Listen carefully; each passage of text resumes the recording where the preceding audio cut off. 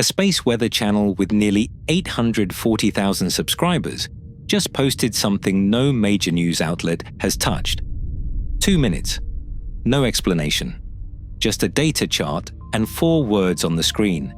These are not meteors. That video hit 334,000 views in 72 hours. And here's the part that should stop you cold. He's right. But the reason he's right is stranger and more consequential than anything the comments section has figured out. And the comments section has already landed on space warfare. Right now, objects are falling through Earth's atmosphere at a rate that the American Meteor Society says warrants serious investigation. In the first quarter of 2026, fireball events witnessed by 50 or more people more than doubled compared to the historical average. Not increased, doubled. In long-duration sightings, the ones lasting 4 seconds or more, hit 1,693. That is 2.5 times the previous record set in 2021. And 80% of the large events produced audible sonic booms, a figure the AMS called unusually high and one that cannot be explained by increased reporting alone. As if that's not enough, NASA's Van Allen Probe A fell out of orbit in March 2026. It was predicted to stay up until 2034. The Sun pulled it down 8 years early, and while all of that is happening above your head, the US Space Force is racing to deploy counter-space weapons to match capabilities that US analysts say China has already surpassed them on. Is this a convergence of unrelated extremes? Solar maximum, orbital debris, and a busier meteor environment all arriving at once? Or is the data quietly pointing at something the government is not in a position to say plainly? Stay with me until the end, because what all of this adds up to is something space weather researchers are only beginning to say out loud. And the part they're most reluctant to say is the part you need to hear. If this has you hooked, subscribe to Stellar so you don't miss what comes next. Because this story is just getting started. Drop a comment below. I want to know where in the world you're watching from, what time it is where you are, and your honest take on this. Solar maximum accelerating satellite decay, fireball rates doubling, and a nuclear ASAT program confirmed in low Earth orbit. Is the sky getting more dangerous, or are we just now paying attention? Tell me what you think. Now, settle in, because we've got a lot to unpack. And something is wrong with this fireball data.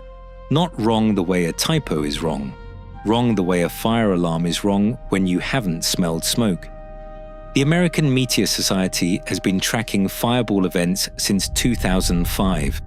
2 decades of data, long enough to know what normal looks like, what seasonal variation looks like, what an active year looks like versus a quiet one. In Q1 2026, the total event count reached 2,322.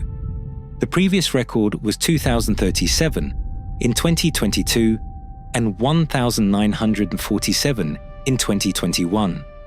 So total events are up, but only slightly. Within the range of variation you'd expect. That number needs context, because the anomaly isn't in the total count. The anomaly exists only at the high end of the distribution. And the high end is where the physics gets harder to dismiss. Events with 50 or more witnesses, 38 in Q1 2026. The average per quarter is 18, and more than doubled. Events with 100 or more witnesses, 14. The average is 7, also doubled. Long-duration sightings lasting 4 or more seconds, 1,693, against a previous record of 651, 2.5 times the prior high. And the sonic boom rate, 80% of large events producing audible shockwaves against a historical baseline well below that. A MS lead analyst, Mike Hankey, put it plainly. We might see 10 meteorite recoveries in a year worldwide. In Q1 2026, we had 3 in 10 days. Here is the part that most fireball coverage misses entirely. A reporting effect. More smartphones, more apps, more people submitting sightings would uniformly lift all event categories. More people reporting means more reports across the board. What the AMS actually found was different. The distribution didn't broaden. It shifted upward. What would normally draw 25 to 49 witnesses drew 50, 100, 200 or more. That is not a reporting effect.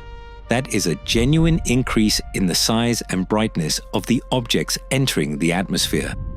Larger objects, denser objects, objects that penetrate deeper before burning up and therefore produce the longer burn durations, and the sonic booms that can rattle windows in Pennsylvania at 11 in the morning. So the AMS said in its official analysis, whether this reflects a genuine change in the near-Earth meteoroid environment, an amplification through AI and social media, or some combination of both, we cannot yet say definitively. That is the careful scientific language. Let me translate it. The physical evidence, the sonic booms, the meteorite recoveries, and the anomalous size distribution points toward a real increase in large space rocks hitting Earth's atmosphere. The AMS does not know why, and that is precisely where a space weather channel with 840,000 subscribers posted a 2-minute video and said 4 words that set the internet on fire. These are not meteors. Let me be precise about this because the distinction matters. Ben Davidson at Space Weather News did not claim aliens. He did not claim a government cover-up. What he claimed, in the context of his channel's focus on solar activity and its effects on the near-Earth environment, is that the objects producing unusual re-entry signatures are not natural meteoroids following expected sporadic patterns. And on that specific, narrow technical point, the trajectory and distribution data not matching known meteor source populations, he is supported by the AMS's own analysis, which found the enhanced activity concentrated around the Anthelian sporadic source and high declination radiance rather than any new radiant position. The activity looks like an amplification of an existing population, not a new shower, not a comet tail intersection, and an amplification of the background, which means more of the same type of objects that are always there, just more of them and larger. Not meteoroids from a new source, an amplification of existing debris. That number needs context. The near-Earth environment is not empty. There are roughly 27,000 pieces of tracked debris in Earth orbit larger than 10 centimeters. There are an estimated 500,000 pieces between 1 and 10 centimeters. Too small to track reliably, large enough to destroy a satellite on impact. And there are approximately 100 million pieces below 1 centimeter.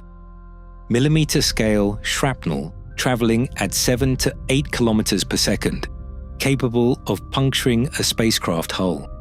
Every single one of those objects is in an orbit that eventually degrades. Every one of them comes down. The question is when? And what accelerates the timeline? Here is the part that should stop you cold. We are currently at the peak of the most active solar cycle in 2 decades. And solar maximum does something very specific to every object in low Earth orbit. It pulls them down faster. The sun does not need to fire a weapon at a satellite to bring it down. It just needs to heat the atmosphere.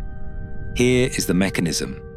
The thermosphere, the outermost layer of Earth's atmosphere, sitting between roughly 80 and 700 kilometers altitude, expands when the sun is active. Solar radiation, particularly extreme ultraviolet and X-ray emissions, heats the thermosphere, and causes it to swell outward. As it expands, the thin residual atmosphere at satellite altitudes gets denser. Not thick. It is still a near vacuum by any terrestrial measure, but at orbital velocities of 7.8 kilometers per second, even an extremely sparse gas exerts meaningful drag. That drag bleeds kinetic energy from the satellite. The satellite drops. As it drops, it enters denser atmosphere. More drag, faster descent. The spiral accelerates. When the sun is quiet, the ISS has to boost its orbit approximately 4 times per year just to counteract drag at 400 kilometers altitude. During solar maximum, that number increases. During a major geomagnetic storm in the 1989 solar event, NASA's Solar Maximum mission spacecraft was described by engineers as having dropped as if it hit a brick wall. The March 1989 storm forced NORAD to re-identify hundreds of objects because their orbits had shifted so dramatically in a matter of days. That number needs context. The solar cycle 25 was initially predicted to peak at a smooth sunspot number of 115. It peaked at 161, 40% above forecast, the highest solar maximum since solar cycle 22 in 1989 to 1990. The thermosphere is currently at its highest density in decades.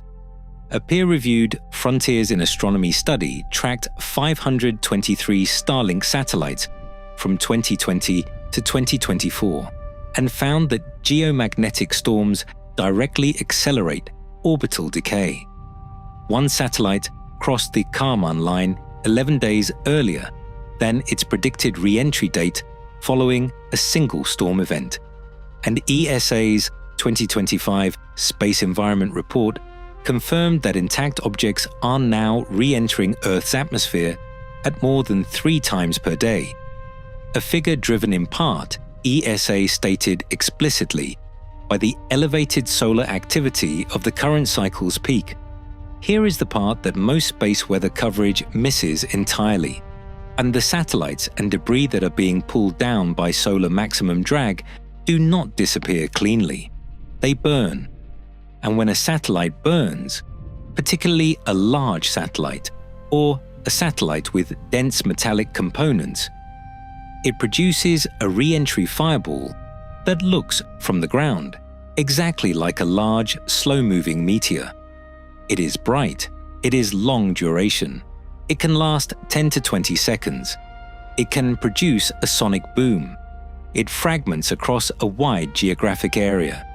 And if it happens during the day, as NASA Van Allen Probe A's re-entry did in March 2026, it can produce exactly the kind of widespread sightings that generate hundreds of AMS witness reports. The Van Allen Probe A was a 685-kilogram spacecraft. Its solar panels, battery housing, and instrument package burned and fragmented on re-entry. NASA and the US Space Force tracked it. It was known, catalogued, expected, eventually. Not in March 2026. 8 years ahead of the original prediction, solar drag closed the gap. And it was not alone. The ESA 2025 report identified a major increase in large payload re-entries throughout 2024 and into 2025 to 2026, attributing the trend directly to solar cycle effects on deorbit timelines. So some portion of what the AMS is logging, the large, bright sonic boom producing events, are not meteors. They are hardware.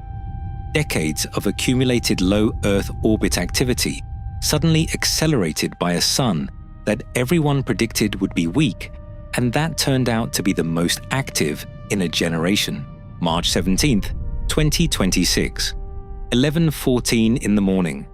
Broad daylight over the American Midwest. A 7-ton object entered the atmosphere over Ohio and exploded. The sonic boom rattled windows from Columbus to Pittsburgh. More than 200 witnesses submitted reports to the AMS within hours. NASA tracked the debris field via Doppler radar. A fragment penetrated the roof of a home in Ponderosa Forest. Preliminary analysis identified the object as a stony meteoroid, an ordinary chondrite, originating from the asteroid belt. That one was natural. That one was an actual space rock. That number needs context. A 7-ton meteoroid releasing the energy of approximately 26 tons of TNT in the upper atmosphere is not a rare event on the geological timescale. Earth is hit by objects of this size, or larger, multiple times per year. Most happen over ocean. Most happen at night. Most happen over uninhabited territory. The probability of a daytime event over a densely populated corridor with 200 potential witnesses, who all have smartphones and a reporting app installed, is low enough that you can go years without one making the news. In Q1 2026, that kind of event happened repeatedly. In Ohio, in Houston, over California, and Nevada on the same day, twice. Over Germany, over France. Here is the part that should stop you cold. Some of those were natural meteoroids. Some were accelerated satellite hardware. And from the ground, from your backyard, from your dash cam, from the AMS witness report form, they look identical. Same brightness profile, same fragmentation pattern, same duration range, same sonic boom signature. At the AMS can distinguish them statistically by analyzing trajectory data and radiant positions against known source populations.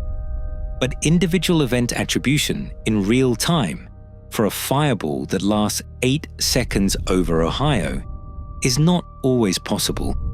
And that ambiguity is exactly the space in which a 2-minute video with 4 words on the screen can generate 334,000 views. Because the people watching it are not wrong to sense that something has changed. Something has changed. They are just not sure what. The comment section landed on space warfare. That framing is not as far from the data as it sounds. Space is no longer a sanctuary. That is not a metaphor. That is the operational assessment of the US Space Force.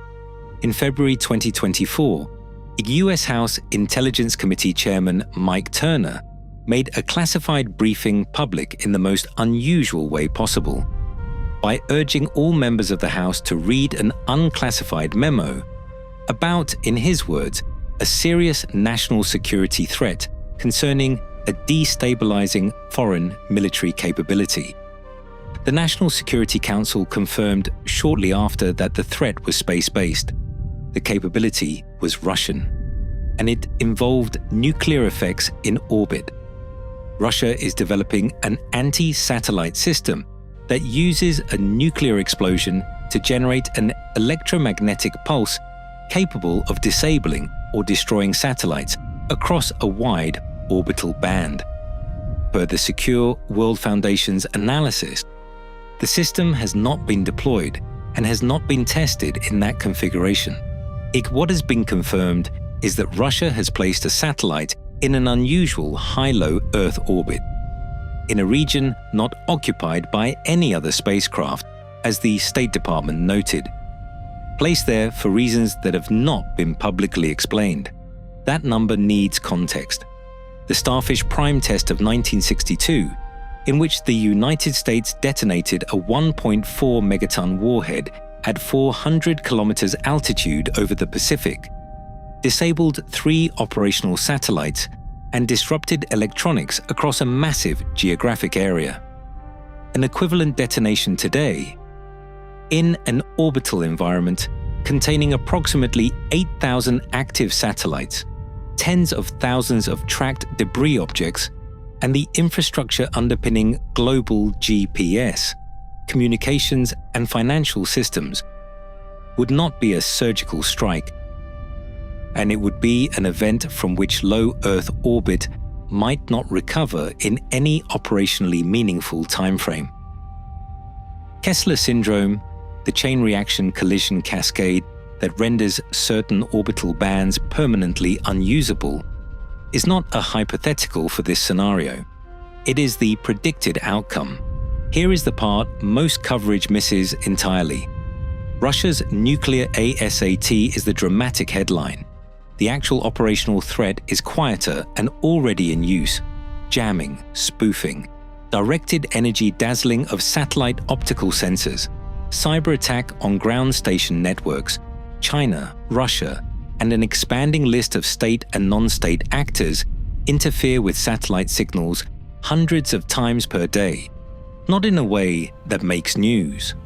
In a way that degrades GPS accuracy over specific regions, it disrupts encrypted military communications during specific operational windows and introduces enough uncertainty into satellite tracking data that the difference between a satellite re-entry and a debris re-entry and a deliberate deorbit becomes operationally ambiguous.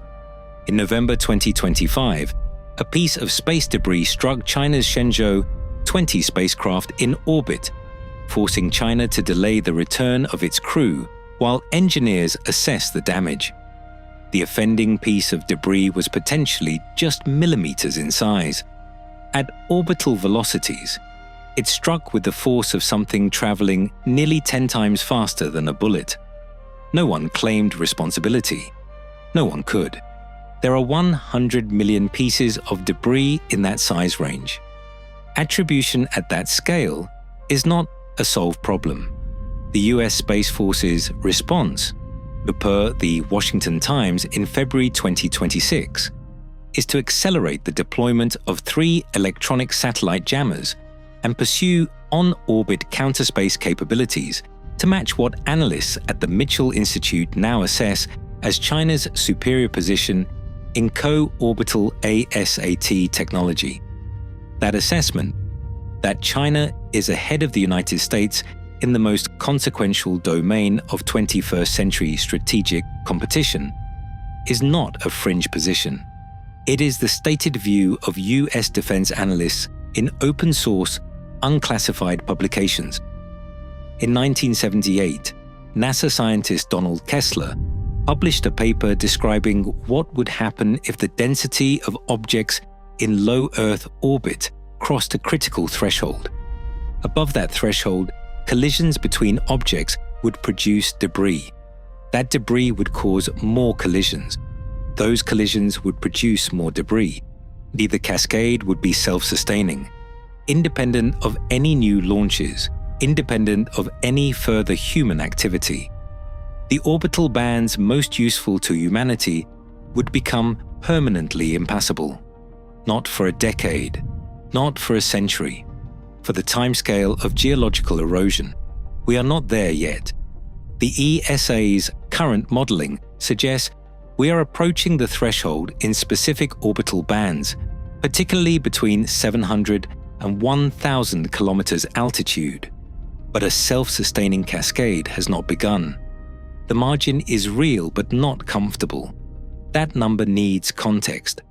China's 2007 ASAT test destroyed a single satellite, its own aging weather satellite Fengyun 1C, at 850 kilometers altitude. That one event produced more than 3,400 individually tracked debris fragments larger than 10 centimeters and an uncounted number of smaller pieces. Today, in 2026, of fragments from that single test account for approximately 23% of active tracked space debris in low Earth orbit. One deliberate act 19 years ago, and nearly a quarter of everything currently threatening operational satellites in LEO is still circulating from that decision. Russia's 2021 ASAT test created over 1,500 additional tracked pieces and forced the International Space Station crew to shelter in place as their orbital path intersected the debris field. Here is the part that should stop you cold. A nuclear SAT detonation in LEO would not produce 3,400 fragments.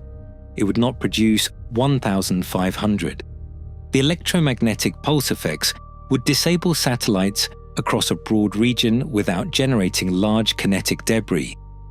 But the thermal and blast effects on nearby objects, and the cascade effects from disabled satellites with no propulsion becoming uncontrolled debris, would produce a debris environment several orders of magnitude beyond anything a kinetic ASAT test has generated. The models for this scenario exist. They have been run by US Space Force, by ESA, by independent aerospace researchers. The outputs are not classified. What the outputs show is that certain orbital regimes would become inaccessible for GPS satellite operations, for low Earth orbit communications constellations, and for human spaceflight within months of the event. Not because everything in orbit was destroyed, but because the debris density would make navigation through those bands statistically unsurvivable for operational spacecraft over any extended period. The comments on that Space Weather News video said space warfare, and they were reaching for something real. The real version of the threat is not satellites being shot down in visible flashes that show up on dash cams.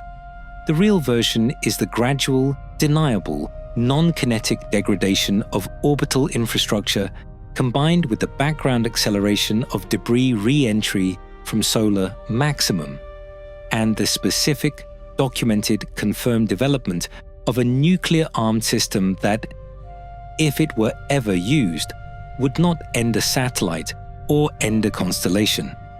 It would end the orbital environment as a usable domain for the foreseeable future. There are currently more than 6,000 active Starlink satellites in low Earth orbit.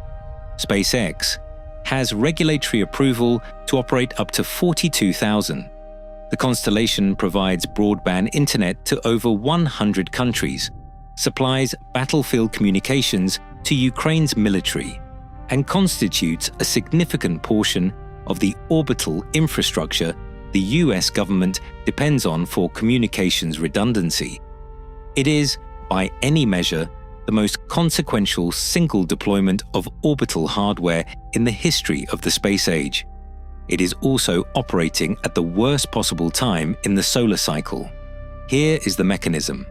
Starlink satellites operate at between 340 and 570 kilometers altitude, right in the thermospheric zone, where solar-driven atmospheric drag is most intense. The SpaceX deliberately deploys satellites at low initial altitudes as a safety measure. If a satellite fails on deployment, solar drag will naturally deorbit it within months rather than leaving it as a long-term debris object. That design choice worked well during the rising phase of a moderate solar cycle. It did not account for a solar cycle that peaked 40% above its forecast, at its maximum earlier than predicted, with thermospheric density at levels not seen since 1989.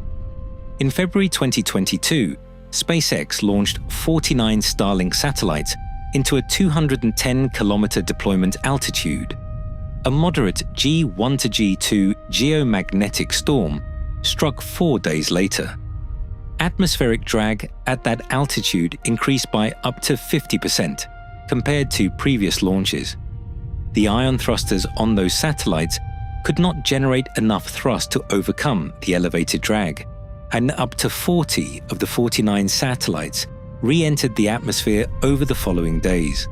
Not damaged, not shot down, dragged down by an expanded atmosphere from a moderate storm. Not even a major one. Hitting at the wrong moment in the deployment sequence. That number needs context.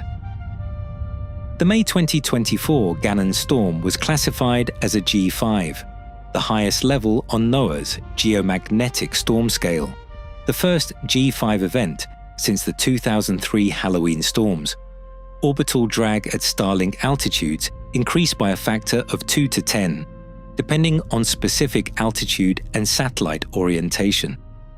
SpaceX managed the constellation through the event, boosting satellites with active propulsion. But a peer-reviewed Frontiers in Astronomy study confirmed that the storm directly accelerated the re-entry of at least one Starlink satellite and bringing it down 11 days ahead of its predicted orbital decay date following a single event. Here is the part that most coverage misses entirely. SpaceX can manage individual storm events for satellites with functioning propulsion. What it cannot manage is the cumulative effect of sustained solar maximum across a constellation of thousands of satellites with a designed operational lifetime of 5 years.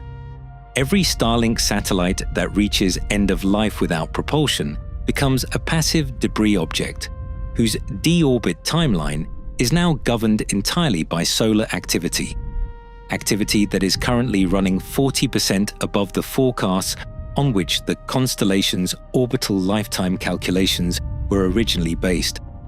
The satellites that were expected to naturally deorbit in 3 to 4 years may be coming down in 2, but the satellites scheduled to last 5 years may be gone in 3. That is not a catastrophe. It may actually be a feature, speeding up the self-cleaning of LEO. What it also means is that the transition period between operational satellite and uncontrolled debris re-entry is being compressed, creating a sustained elevated rate of satellite origin fireballs that the public is watching and reporting, and, quite reasonably, finding strange. Remove GPS from the modern world for 72 hours. Not permanently, not catastrophically, just 72 hours of degraded, unreliable, or unavailable GPS signal globally. Here is what stops: aviation. The global air traffic system depends on GPS for approach guidance, separation management, and oceanic routing. Airlines have manual backup procedures. Those procedures support a fraction of current air traffic volume. Air travel does not end. It collapses to approximately 20% of normal capacity while the manual systems are verified and extended. That is not a projection. That is the FAA's own contingency modeling figure. Shipping. The global container shipping network uses GPS for position reporting, port approach guidance, and vessel traffic management. Manual celestial navigation and dead reckoning exist. They are practiced by a diminishing number of maritime officers. Modern megaships with GPS-dependent autopilot systems operating in constrained port approaches without GPS guidance become serious navigation hazards within hours of signal degradation. Financial systems, GPS timing signals, not position signals or timing signals, are embedded in the synchronization protocols of the global banking system, stock exchange infrastructure, and cellular network timing. The cesium atomic clocks in GPS satellites provide nanosecond accurate time references that financial networks depend on for transaction ordering and settlement. A 72-hour GPS outage does not crash the financial system. It introduces timing uncertainties that cascade through automated settlement systems in ways that take weeks to fully audit and correct. That number needs context. The US Space Force identified GPS jamming operations by Russian and Chinese military assets operating in Ukraine and the Pacific Theater as causing measurable civilian GPS degradation across wide areas during 2024 and 2025. This was not a full outage. It was localized, partial, the contested environment jamming, and it was sufficient to create significant complications for aviation operations across parts of Europe and East Asia during specific operational windows. Here is the part that should stop you cold.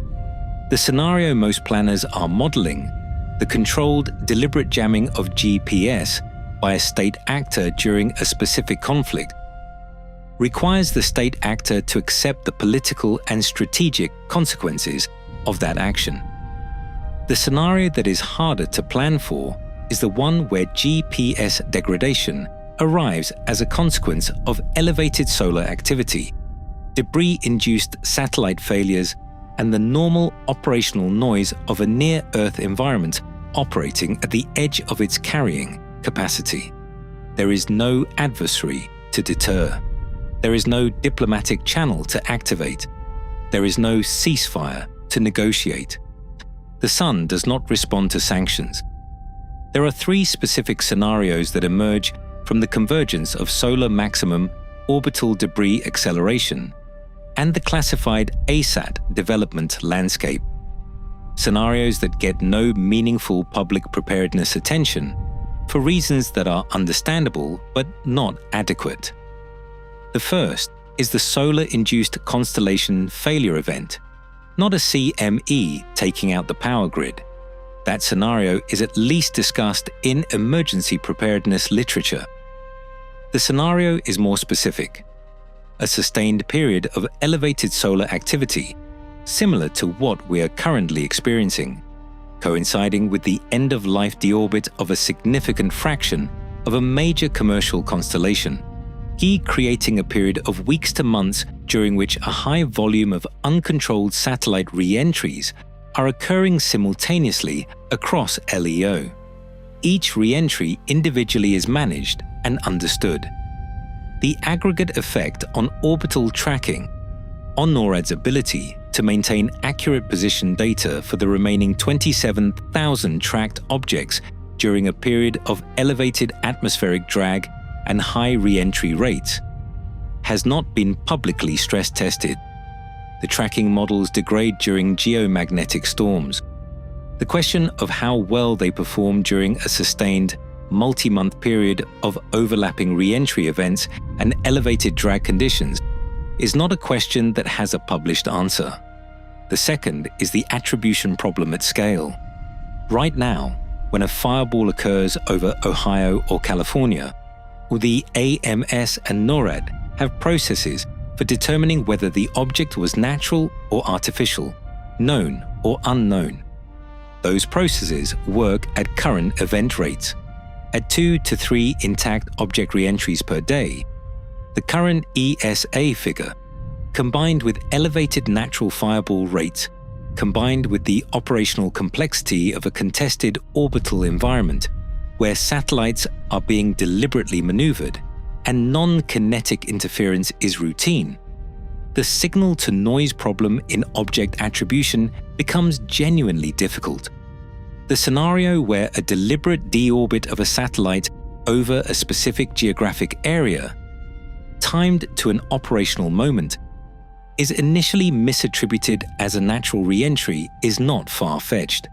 It is, in fact, the precise ambiguity that non-kinetic space warfare doctrine is designed to exploit. And here is the part that keeps me up at night about this. The third scenario is the civilian infrastructure intersection. We have spent 20 years building a world that runs on orbital infrastructure, GPS timing, satellite communications, remote sensing, weather prediction, without building meaningful redundancy into any of it. The Starlink constellation, the GPS constellation, the weather satellite network, these are not luxury systems. They are the nervous system of the global economy, the global food supply chain, and the global early warning infrastructure for extreme weather events.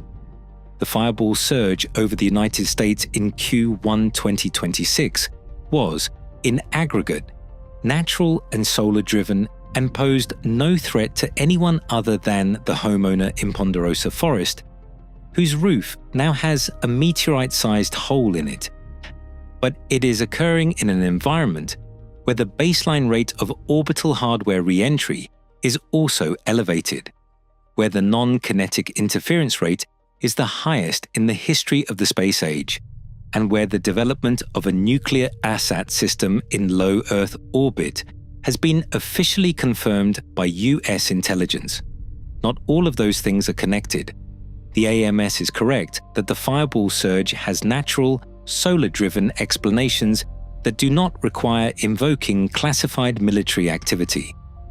The ESA is correct that satellite re-entry acceleration is a predictable consequence of solar maximum that was anticipated in operational planning, even if the magnitude of cycle 25 was underestimated. But the environment in which all of this is occurring is not the environment of 2010 or 2015. It is a crowded, contested, increasingly fragile near-Earth environment operating at solar maximum, with 8,000 active satellites where there were 1,000 a decade ago, with debris levels that ESA describes as growing faster than natural re-entry can remove, and with at least 2 major space powers developing or operating systems specifically designed to degrade it further. Most people imagine a space event as something dramatic and obvious, a flash of light visible from 3 states, a boom that rattles windows, emergency alerts on every phone simultaneously. That is not how most space events arrive. Here is what actually happens. GPS begins degrading, not failing, degrading. Your navigation app reroutes you twice in 10 minutes, then puts you on a road that doesn't exist. Your phone shows you as being half a block from where you are standing. You assume it's a software glitch. You close the app and reopen it. Most people never connect this to anything happening 400 kilometers above their heads. Cellular timing starts drifting. The towers that coordinate your calls and data sessions use GPS, derive timing signals to synchronize their operations. When that timing degrades, the call handoffs between towers become unreliable. You notice dropped calls in areas where you never drop calls. You notice your data connection cycling between LTE and 5G more frequently than usual. You assume it's network congestion. You do not assume it's a geomagnetic storm. HF radio goes quiet. This one most people never notice because most people don't use high-frequency radio. But maritime operators do. Aviation does. Emergency management does. Amateur radio operators, who serve as the backbone of emergency communications when commercial networks fail, operate on HF bands that are heavily affected by solar X-ray emissions during flares. An X-class flare, the most powerful category, can cause complete HF radio blackouts on the sunlit side of the Earth for minutes to hours. During those blackout windows, and if a ship in mid-ocean loses its primary backup communication system, an aircraft over the Pacific loses its oceanic voice communication capability, an emergency coordinator in a region where cell infrastructure has been compromised by a storm loses the one communication path that doesn't depend on any tower, any satellite, or any power grid. That number needs context. The May 2024 Gannon storm, the G5 event, the strongest in 21 years, caused GPS disruptions across wide areas, triggered HF radio blackouts, and produced geomagnetically induced currents in power grid infrastructure across North America and Europe. No grid went down. The margins held.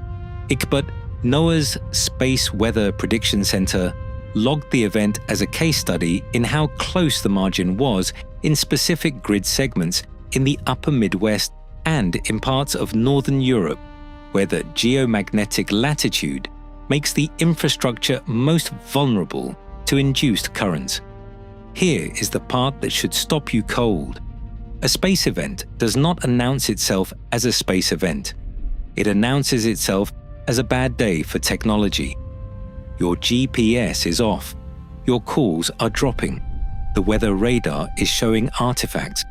The radio is noisy. The aurora is visible further south than usual, which is beautiful, and which is also the visible signature of the same geomagnetic storm that is simultaneously inducing currents in the high-voltage transmission lines running through the upper Midwest and degrading the orbital tracking data that NORAD uses to maintain its picture of what is where in low Earth orbit. By the time the official NOAA alert reaches the public, and NOAA's public alerts for space weather events lag the event itself by design, because the forecasting window for CME arrival is measured in hours, not days. Most people are already living inside it without knowing. The three things most people are not doing, and that the current preparedness literature does not adequately address. They do not have a backup timing source independent of GPS for any system that depends on precise synchronization, and they do not have HF radio capability or awareness of amateur radio networks as an emergency communications backup, and they do not have any personal baseline for what degraded GPS behavior looks like versus normal GPS variation, which means that when degradation begins, the first reaction is always to assume the device is faulty rather than the orbital environment. Part 11. The South Atlantic Anomaly and the Soft Underbelly, 92 minutes to 101 minutes. There is a region of space above the South Atlantic where Earth's magnetic field is weaker than anywhere else on the planet. It covers a broad area stretching from South America across to southwestern Africa, roughly between 0 and 40 degrees south latitude and 20 to 90 degrees west longitude. Satellites passing through this region receive significantly higher radiation doses than at equivalent altitudes elsewhere. The International Space Station crew is advised to avoid spacewalks when the ISS is transiting it. Satellites report elevated rates of electronic anomalies, bit flips, processor resets, sensor glitches when they pass through it. NASA engineers call it the South Atlantic Anomaly. They have been tracking it for decades. Here is the mechanism. Earth's magnetic field is generated by the motion of liquid iron in the outer core. It is not uniform and it is not static. The dipole axis, the magnetic north and south, is tilted about 11 degrees from the geographic rotation axis and is drifting. The South Atlantic Anomaly exists because the magnetic field in that region is weaker and the inner radiation belt dips closer to Earth's surface than anywhere else, allowing higher energy particles to penetrate to lower altitudes. Satellites at 400 to 600 kilometers altitude that would normally be shielded by the magnetosphere are exposed to Van Allen belt radiation on every pass through the anomaly. That number needs context. The South Atlantic Anomaly is not new, and it is not static. It is growing. Analysis of paleomagnetic data suggests that the anomaly has been expanding for at least the past few centuries, and satellite-era measurements confirm that it has grown significantly since systematic monitoring began. More importantly, in recent years, evidence has emerged that the anomaly may be splitting. That what was a single region of magnetic weakness is developing a secondary center, creating a broader and more complex zone of elevated particle exposure across a larger orbital footprint. Here is the part that should stop you cold. Solar Cycle 25 is operating in a near-Earth radiation environment that is already more complex than it was during previous solar maxima. The South Atlantic Anomaly covers a larger orbital footprint. The particle radiation flux from the current solar maximum is the highest in 2 decades. Satellites operating in low to medium Earth orbit are accumulating radiation damage faster than design lifetime projections based on historical solar cycle behavior anticipated. And this does not mean satellites are failing in large numbers. The industry has adapted, and radiation hardening of electronics has improved significantly. What it means is that the probability distribution of electronic anomalies, unexpected resets, and shortened operational lifetimes is shifted toward the adverse end compared to what the operators who commissioned these satellites planned for. And there is a second-order effect that almost never gets discussed. The South Atlantic anomaly sits directly above some of the most densely populated regions of South America and the African Atlantic coast, regions where ground-based infrastructure is already more vulnerable to space weather effects because the local geomagnetic field provides less shielding than at higher latitudes. A geomagnetically induced currents from solar storms propagate most strongly at high latitudes. Scandinavia, Canada, Alaska, where the field lines converge toward the magnetic poles. But in the South Atlantic anomaly region, the unusual field geometry creates GIC vulnerability at mid-latitudes. Brazilian grid operators have documented anomalous current induction events during solar storms in infrastructure that would not normally be considered at risk based on latitude alone. This is not the part of the space weather story that gets covered. The aurora pictures come from Norway and Canada. The power grid vulnerability articles reference Quebec, 1989. The South Atlantic anomaly and its expanding footprint over the power infrastructure of Brazil, Argentina, and sub-Saharan Africa is the part of this story that exists in the scientific literature and in the operational logs of satellite operators, and in exactly 0 mainstream news articles about the fireball surge of Q 12026. This is the question the Space Weather News video implicitly asked and never answered. If some of what is coming down is hardware, how do you know which is which? The AMS has a methodology. It is not infallible, but it is rigorous. Natural meteoroids follow predictable entry trajectories. They arrive from known sporadic source regions, the Anthelian, the Helian, the North and South Apex, or from specific meteor showers with well-characterized radiance. A meteor whose computed radiant aligns with a known source population is almost certainly natural. The orbital solution reconstructed from witness reports and trajectory data will show a hyperbolic or highly elliptical heliocentric orbit, consistent with an object that has never been in Earth orbit. Artificial re-entries have different signatures, if their entry angle is typically shallower than a natural meteoroid. Satellites and debris re-enter at lower velocities and shallower angles than the 11 to 72 kilometers per second range for natural meteoroids. The breakup pattern is different. Satellites fragment into recognizable shapes, with solar panels burning at different rates than battery housings or propellant tanks, producing a multi-component breakup train that is visually distinct from natural meteoroid fragmentation. The velocity is lower, typically 7 to 8 kilometers per second rather than 11 to 30, which means longer duration events for a given altitude range. That number needs context.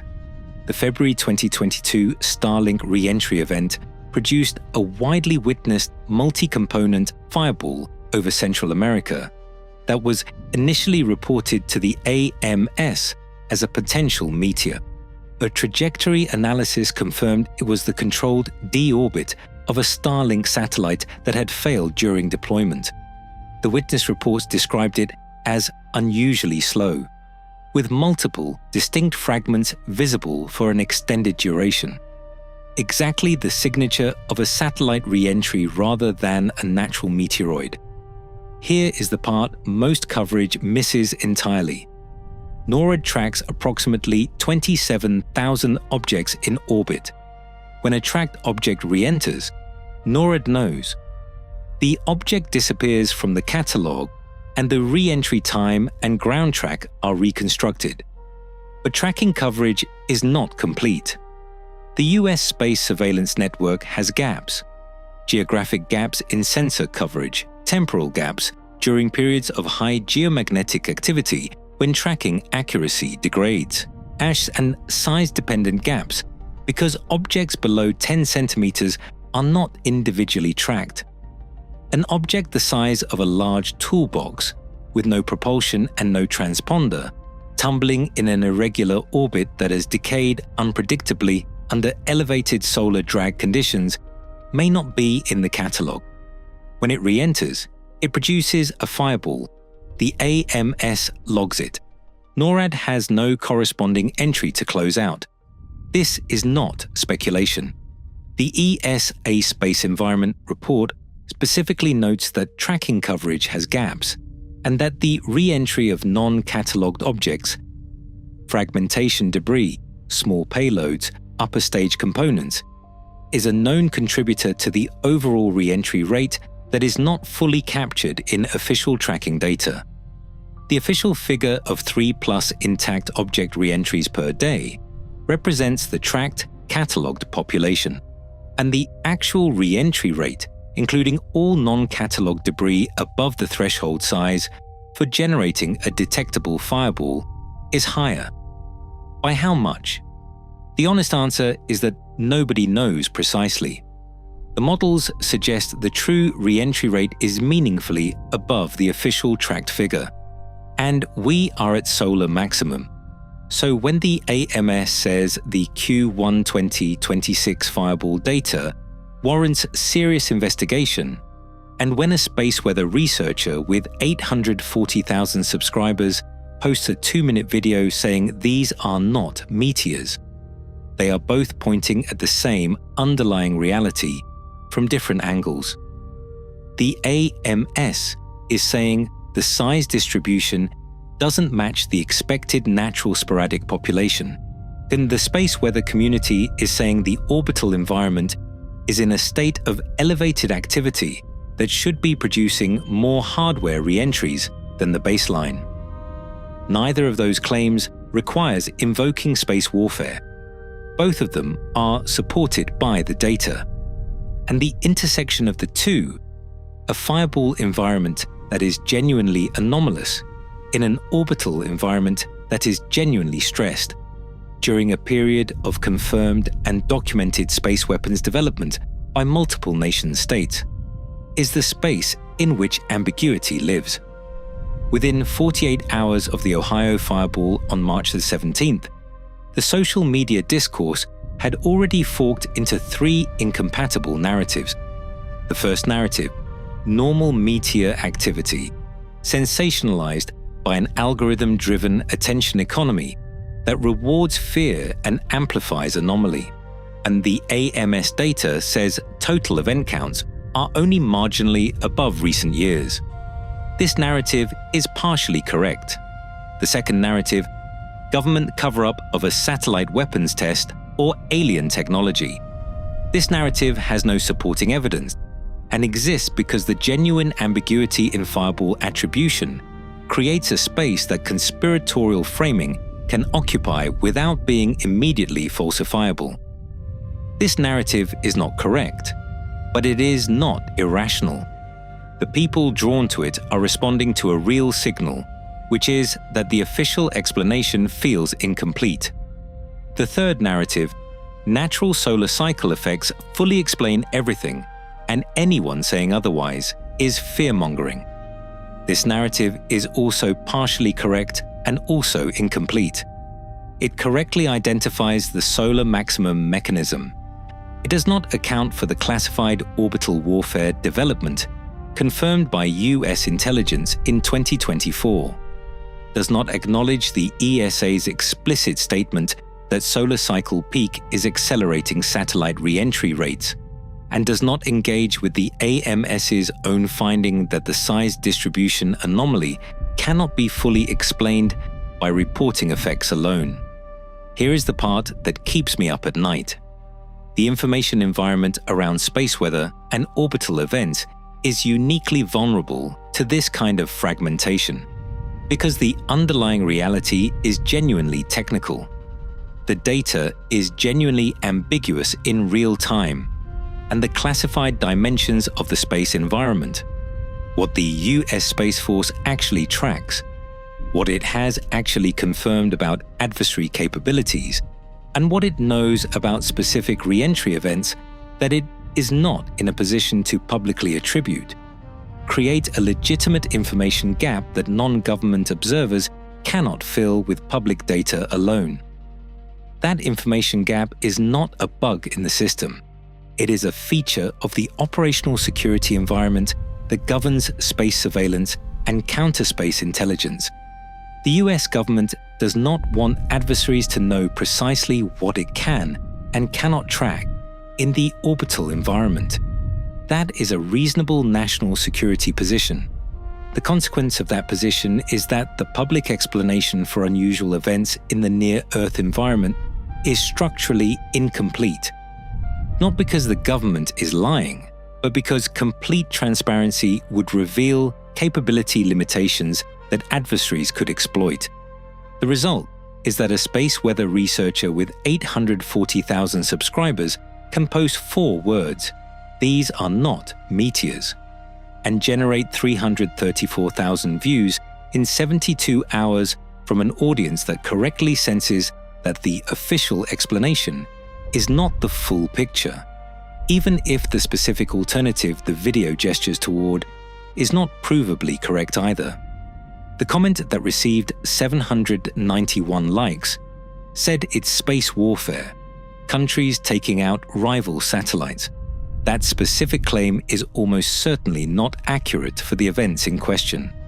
The underlying intuition that the near-Earth environment is militarized, contested, and operating under stress is entirely accurate. That gap between the incomplete official narrative and the overclaiming alternative narrative, that is where the 334,000 views live, and it is where the actual story is. The US government knows more about the orbital environment than it publishes. That is not a revelation. It is a structural feature of a domain that has been militarily sensitive since 1957. Here is what is in the public domain. The US Space Surveillance Network operates a global network of radars and optical telescopes that track objects in Earth orbit down to approximately 10 centimeters in LEO. The catalog contains approximately 27,000 objects. The actual number of objects above the detectable threshold is estimated at 100 times that figure. The Space Force's Space Delta II unit is responsible for space domain awareness, tracking objects, characterizing their behavior, identifying anomalies, and providing warning of potential conjunctions, re-entries, and adversary activities. What is not in the public domain is the specific characterization of adversary satellite maneuvers, the attribution of specific electronic interference events, the current operational status of the Russian nuclear ASAT program, and the Space Force's assessment of whether any recent re-entry events outside the known catalog were associated with deliberate deorbit operations by state actors. That number needs context. The Secure World Foundation's annual Global Counterspace Capabilities Report, which represents the most comprehensive open-source assessment of military space activities, documents that China has conducted numerous rendezvous and proximity operations between satellites, maneuvers that bring one satellite to within meters or kilometers of another, that have no declared civilian purpose, and that US analysts assess as demonstrating on-orbit inspection and potential interference capabilities. Russia has conducted similar operations. Some of these were publicly tracked, others were characterized by the Space Force and then removed from public discussion. Here is the part that most coverage misses entirely. The US government is not in a position to publicly attribute specific fireball events to adversary satellite activities, for 2 reasons that have nothing to do with cover-up. First, it's the attribution evidence in many cases does not meet the public evidentiary standard. The tracking data might be suggestive but not definitive, and publishing an attribution claim that adversaries can then challenge with their own data would reveal the limits of US tracking capability. Second, in an environment where the United States is simultaneously deploying its own counterspace weapons and conducting its own proximity operations, a public posture of attributing adversary activities creates an obvious reciprocal risk. So what the government says publicly is, space weather is active, satellite re-entry rates are elevated, fireball events in Q1 2026 reflect a combination of natural meteoroid activity and the normal operational re-entry of catalogued objects. All of that is true. None of it is the complete picture. And the incomplete picture is the one that a space weather researcher with 840,000 subscribers saw in the data and posted about in 2 minutes, without needing to identify which specific events are hardware and which are rock. Just needing to point at the aggregate pattern and say the numbers don't add up. And he's right, they don't. Solar cycle 25 is past its peak. The smoothed sunspot number hit 161 in October 2024. The cycle is now in its declining phase. That is not a sudden change. Solar cycles decline over years, not months. The current elevated activity level will persist through 2026 and into 2027 before the thermosphere begins to cool and contract, and the accelerated deorbit rate for LEO objects begins to ease. And in that window, the next 12 to 18 months, the orbital environment will continue operating under the stress conditions that produced the Q1 2026 fireball surge, the Van Allen probe, A early re-entry, and the ESA's 3+ intact object re-entries per day figure. The Starlink constellation will continue its replacement cycle, deorbiting end-of-life satellites faster than original projections anticipated. The debris population in the 700 to 1,000 kilometer band, the orbital regime where Kessler syndrome risk is highest, will continue its slow growth. The Space Force will continue deploying counter-space capabilities. China and Russia will continue developing theirs. The public will continue seeing fireballs. Some will be natural meteoroids from the sporadic population. Some will be hardware, catalogued satellite re-entries, uncatalogued debris fragments, end-of-life constellation satellites completing their designed deorbit. Some will be ambiguous, objects at the edge of the catalogue, re-entry behaviors that fall in the space between the natural and the artificial, events that NORAD has logged and characterized in ways it cannot fully share publicly. The space weather researcher with 840,000 subscribers will post more videos. The comments will say space warfare. Some of what the comments say will be wrong in its specifics and correct in its broader intuition. The AMS will continue logging data that warrants serious investigation. The government will continue providing explanations that are accurate and incomplete. And the gap between what is known and what is sayable will continue generating the exact conditions that produce 334,000 views in 72 hours for a 2-minute video with 4 words on the screen. Here is the question that this whole story is actually asking. Not, are those meteors? That question has a complicated but answerable technical response. The real question is, do we have the public understanding, the infrastructure resilience, and the international governance frameworks to manage an orbital environment that is simultaneously at solar maximum, militarized by multiple state actors, operating at a debris density approaching critical thresholds, and providing the foundational infrastructure for virtually every system that keeps the modern world functioning? And the honest, data-supported, a non-alarmist answer to that question is, not yet. We are building toward those frameworks. The conversations are happening in the UN Committee on the Peaceful Uses of Outer Space, in the bilateral space security dialogues that still operate even when broader diplomatic relations are strained, in the commercial space sector's growing investment in space situational awareness. They are not happening fast enough or at the scale of public awareness that the actual stakes warrant. Let me take you back to where we started. A space weather channel with 840,000 subscribers posted 2 minutes of video with 4 words on the screen. In 72 hours, 334,000 people watched it. Not because the claim was proven, because the claim resonated with something they already sensed in the data. The fireballs they had been seeing in the news, that the solar storm auroras visible further south than usual, the vague awareness that the sky has been busier than they remembered it being. The fireballs will continue.